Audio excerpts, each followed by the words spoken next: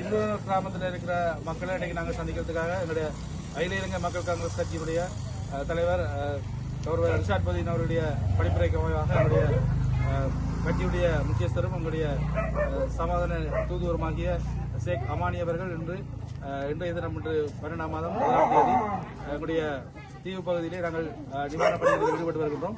அந்த அடிப்படையிலே எங்களுடைய அமைச்சருடைய படிப்புரைக்கு அமைவாக முதற்கட்டமாக எங்களுடைய மக்களுக்கு வழங்கக்கூடிய இந்த அத்தியாவசிய பொருட்களை முதற்கட்டமாக நாங்கள் வழங்குவதற்கு நடவடிக்கையை மேற்கொண்டிருக்கின்றோம். இருக்கின்ற மக்களுக்குரிய அத்தியாவசியமாக தேவைப்படுகின்ற சில பொருட்களை எங்களால் முடிந்த அளவு நாங்கள் தற்போது வழங்கிக் கொண்டிருக்கிறோம். எதிர்காலத்திலே எங்களுடைய அமைச்சர் முன்னாள் அமைச்சர் கௌரவ ரிஷாட் பதீன் அவர்கள் இங்கே வருகை தர இருக்கின்றார். உங்களுடைய மன்னார் மாவட்டத்துக்கு அவர் வருகின்ற போது அதிகமாக எங்களுடைய நிவாரணப் பணிகளை நாங்கள் முன்னெடுக்க தயாராக இருக்கிறோம். ஆகவே இன்றைய தினம் இந்த மக்களுக்கு நிவாரணப் பணிகள் எங்களுடைய ஷேக் அமானி அவர்களால் கையளிக்கப்படுகிறது உங்களுக்கு அறிவிக்கிறோம்.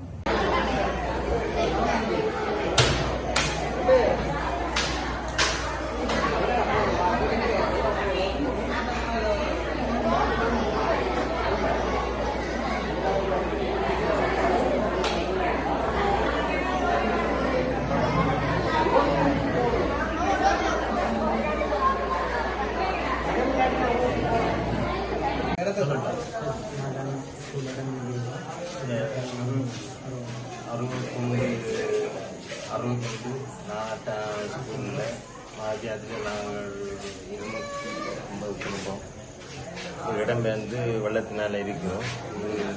சார்பீசர் வாழ்ந்து இருக்க சார்பீசர் அவர தலைமையின் கீழே தற்காலிகமாக அவசர கட்டமாக வந்து கொள்ள இல்லாது சேமா அன்புராஜ் அவர்கள் ஞான்ராஜி அவர்களையும் அவருடைய சில குழுவினர்களை சேர்த்து அவரால் முடிஞ்ச இந்த பொருட்களை கொடுத்துருக்காங்க.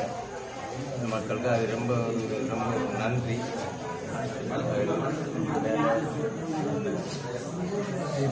இந்த ஏற்பாடு செஞ்சது ரொம்ப நன்றி.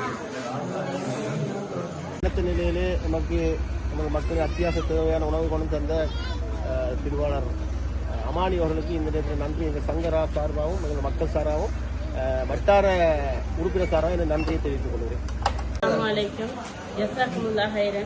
நாங்கள் இருக்கிறது இப்போ ரொம்பவுமே இக்கட்டான நிலைமை. நாங்கள் மட்டும் இல்லை, நாடே பெரிய ஒரு இக்கட்டில் இருக்குது.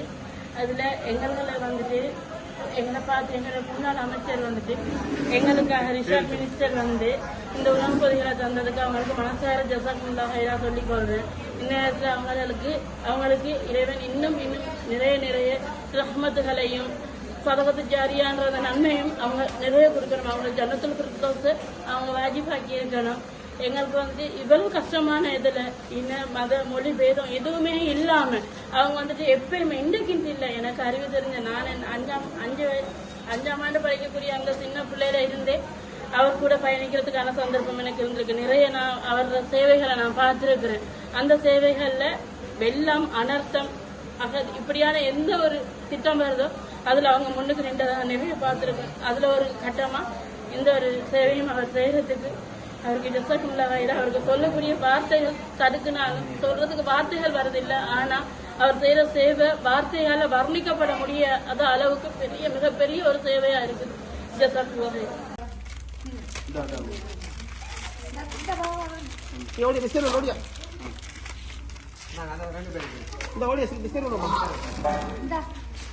ஓகே யார் சின்ன பிள்ளைங்க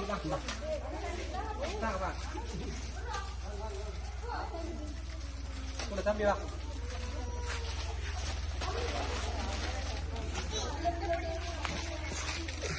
ரெண்டு பிள்ளை யார் அங்க 2 பிள்ளை அங்க நிக்கிறாங்க.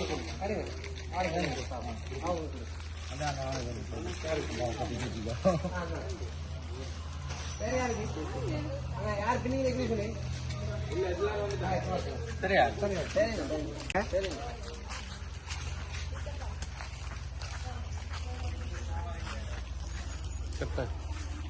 தனி வீடு இது மட்டும்தான். எங்களுக்கு போன முறையும் ஒரு மந்த் ஒன்றும் செய்திடல. இந்த முறை தான் நாங்கள் இதில் கண்டாப்புல இதில் கூப்பிட்டு எங்களுக்கு ஒரு உதவியே செய்திருக்காங்க. அதுக்காக நாங்கள் நன்றி சொல்கிறோம். அவருக்கு பிள்ளைகள் இருக்கிறபடியால் எங்களுக்கு இந்த பிஸ்கெட் தந்த உதவிக்காக